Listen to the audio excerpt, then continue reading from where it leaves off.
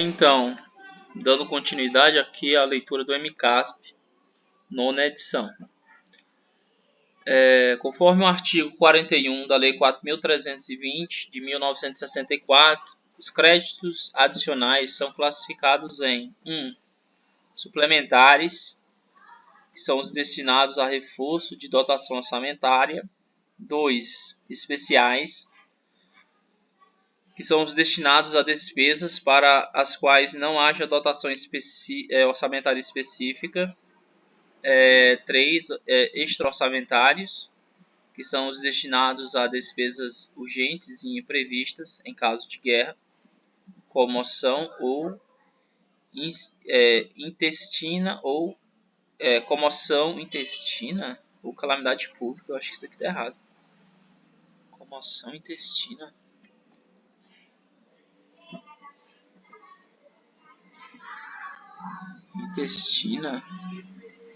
Comoção intestina. Comoção intestina mesmo. Comoção intestina é perturbação contra a ordem pública ou a autoridade constituída. Então é isso mesmo. Comoção intestina ou calamidade pública. O crédito suplementar incorpora-se ao orçamento, adicionando-se a dotação orçamentária que deva reforçar, enquanto que os créditos especiais e extraordinários conservam sua especificidade, demonstrando-se as despesas realizadas à conta dos mesmos, separadamente.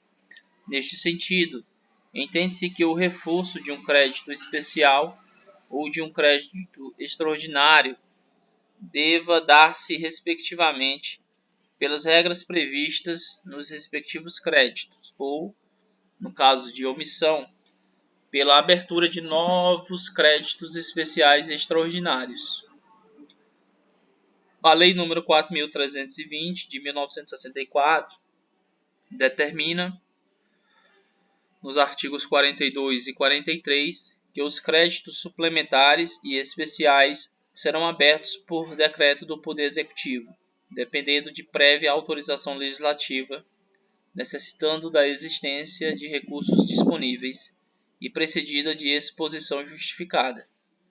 Na União, para os casos em que haja necessidade de autorização legislativa para os créditos adicionais, estes são considerados autorizados e abertos com a sanção e a publicação da respectiva lei.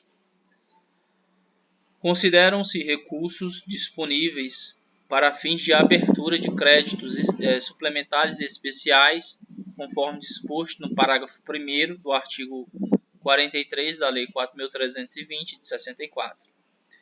1. O superávit financeiro apurado em balanço patrimonial do exercício anterior. 2. Os provenientes de excesso de arrecadação. 3. Os resultantes de anulação parcial ou total de dotações orçamentárias ou de créditos adicionais autorizados em lei. E 4. O produto de operações de créditos autorizadas, em forma que juridicamente possibilite ao Poder Executivo realizá-las.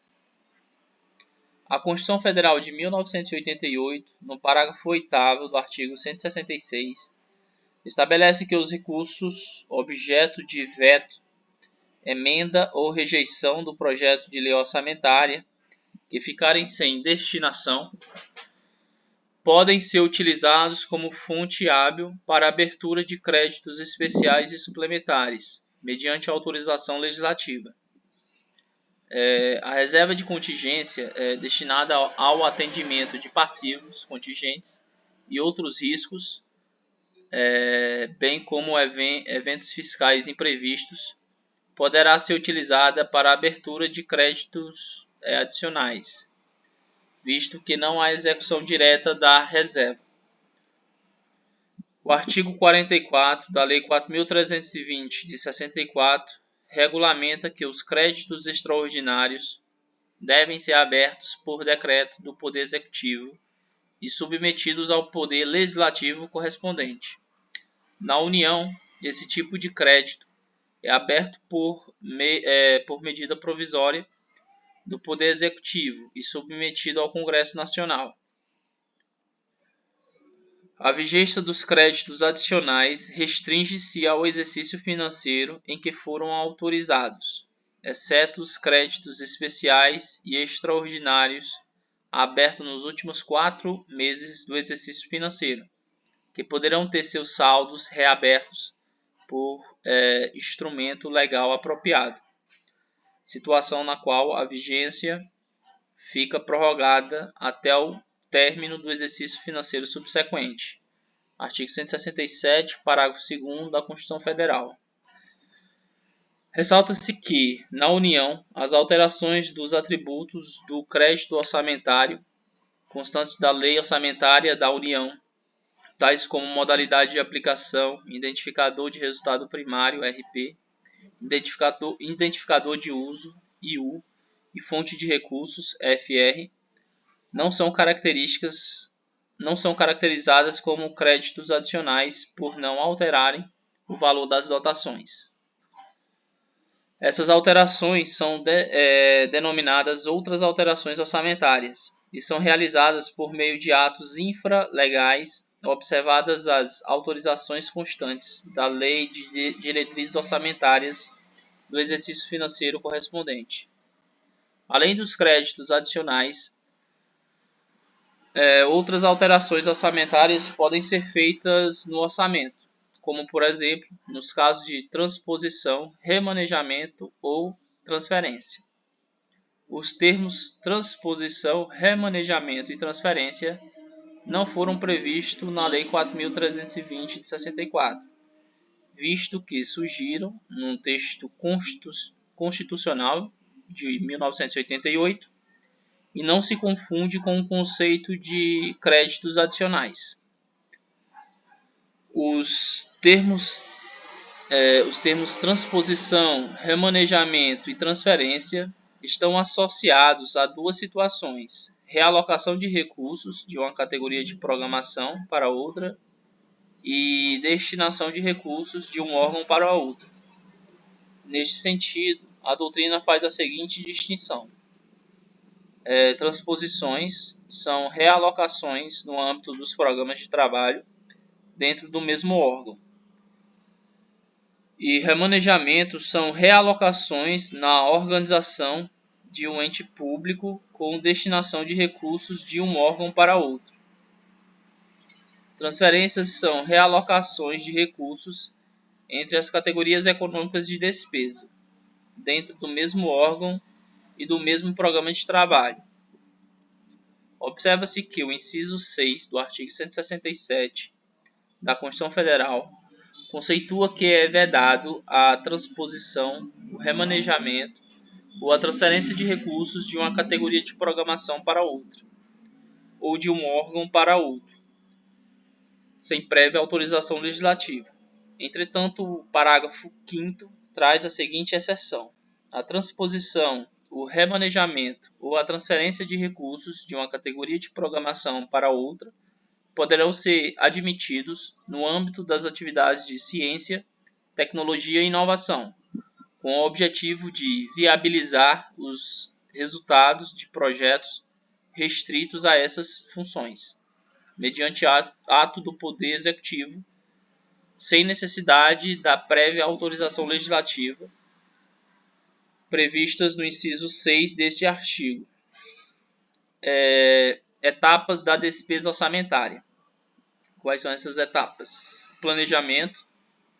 A etapa do planejamento abrange, de modo geral, toda a análise para a reformulação do plano e ações governamentais que servirão de base para a fixação da despesa orçamentária, a descentralização, a movimentação de créditos, a programação orçamentária e financeira e o processo de licitação e contratação. Fixação da despesa. A fixação da despesa refere-se aos limites de gasto incluídos nas leis orçamentárias com base nas receitas previstas a serem efetuados pelas entidades públicas. A fixação da despesa orçamentária insere-se no processo de planejamento e compreende a alocação de medidas em direção a uma situação idealizada, tendo em vista os recursos disponíveis e observando as diretrizes e prioridades traçadas pelo governo. Conforme artigo 165 da Constituição Federal de 1988, os instrumentos de planejamento compreendem o Plano Plurianual, a Lei de Diretrizes Orçamentárias e a Lei Orçamentária Anual. O processo da fixação da despesa orçamentária é concluído com a autorização dada pelo Poder Legislativo por meio da Lei Orçamentária Anual, ressalvadas as eventuais aberturas de créditos adicionais no decorrer da vigência do orçamento.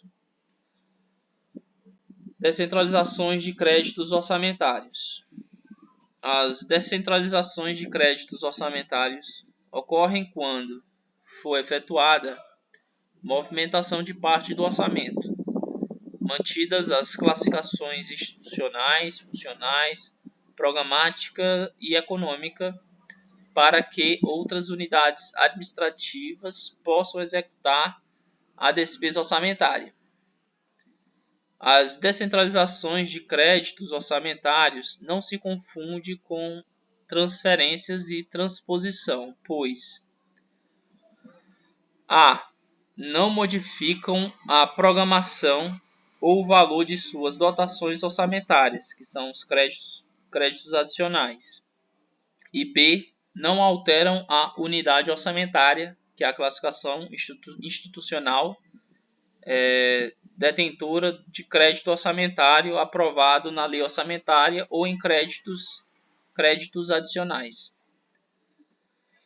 Quando envolver unidades gestoras de um mesmo órgão, tem-se a descentralização interna, também chamada de provisão.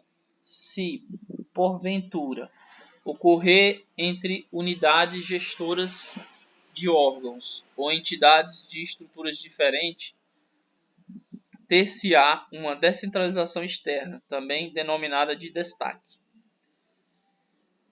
Na descentralização, as dotações serão empregadas obrigatoriamente e integralmente na consecução do objetivo previsto pelo programa de trabalho pertinente, respeitadas fielmente a classificação funcional e a estrutura programática.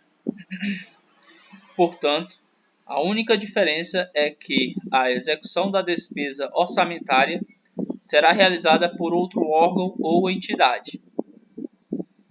A execução de despesas da competência de órgão e unidade do ente da federação poderá ser descentralizada ou delegada, no todo ou em parte, a órgão ou entidade de outro ente da federação, desde que não haja legislação contrária e demonstre viabilidade técnica. Tendo em vista o disposto no artigo 35 da Lei nº 10.180, de 6 de fevereiro de 2001, a execução de despesas mediante descentralização a outro ente da federação processar-se-á de acordo com os mesmos procedimentos adotados para as transferências voluntárias, ou seja, com realização de empenho, liquidação e pagamento na unidade descentralizadora do crédito orçamentário e inclusão na receita e na despesa do ente recebedor dos recursos objetos da descentralização, identificando-se como recursos de convênios ou similares.